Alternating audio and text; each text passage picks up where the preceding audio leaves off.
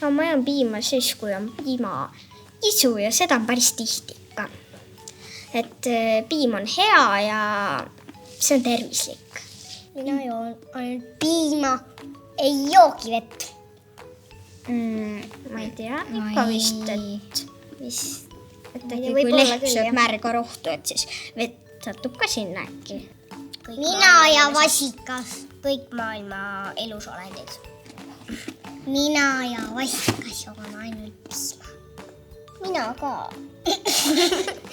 Ta ei ole paha bakter, See on hea bakter. Hoiab siin nagu tervene. Ja.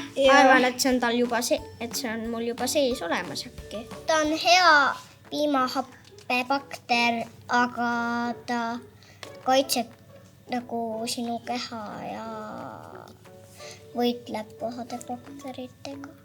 Võib-olla on piimabakterid kuidagi sinna piimapakendi peale märgitud. See võib olla, kui palju vitamiine sul sees on. Kui siin on piim, et kallutad klaasid nii palju, et piim läheb süüani ja siis on siin piimavunts.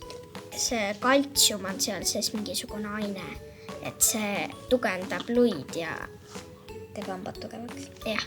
Ma proovin ette vaadata. Ma just täna jõingi piima ja ma ei pesnud oma piimavuntse ära. Kui pesnud ära. Mina neid küll praegu ei taha.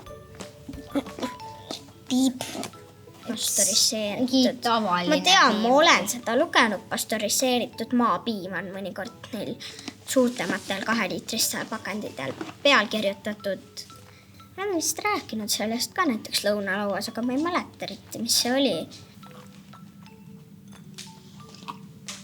See on soojem, nagu otselehmad. Ja nagu äkki see ongi see pastöriseeritud piim.